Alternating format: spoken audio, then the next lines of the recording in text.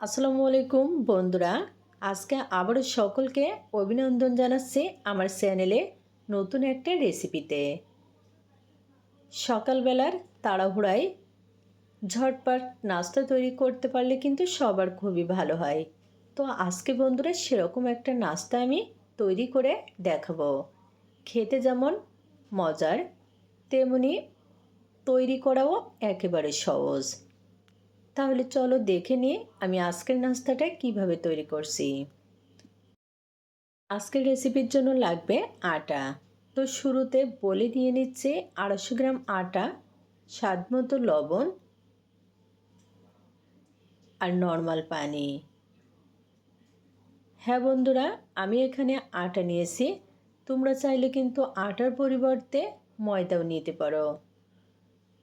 এরকম অল্প অল্প করে পানি দিয়ে ব্যাটারটা তৈরি করতে হবে।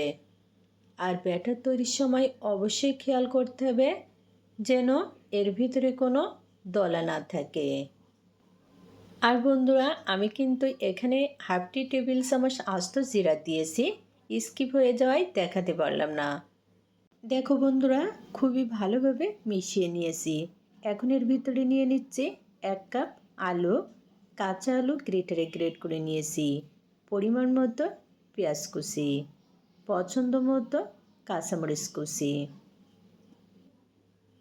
এখন আবারও সব উপকরণগুলো খুবই ভালো করে মিশিয়ে নিচ্ছি।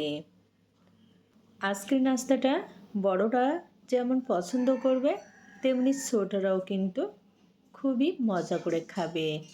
নিয়ে নিচ্ছি 1 টেবিল চামচ ধনিয়া পাতা। অবশ্যই এখানে ধনিয়া পাতা কুচি দেওয়ার চেষ্টা করবে, তাহলে কিন্তু খেতে বেশি টেস্টি হবে। বন্ধুরা, ব্যাটার কিন্তু এখন তৈরি হয়ে গেছে। দেখো ঘনত্বটা কেমন হবে। এরকম ঘন হবে, খুব বেশি পাতলা না। প্যানে হাফ টি টেবিল চামচ সাদা তেল দিয়ে দিলাম। তেল ভালোভাবে গরম হয়ে গেছে। এখন ব্যাটার দিয়ে দিচ্ছি। 1 চামচ ব্যাটার দিয়ে এরকম একটু সমান করে দিচ্ছি যেন সব জায়গাতে ঠিকঠাক হয়।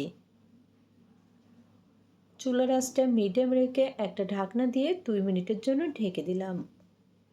2 মিনিট পরে ঢাকনা তুলে নিলাম। দেখো বন্ধুরা, উপরটা কিন্তু শুকিয়ে এসেছে। এখন উল্টে নিচ্ছি।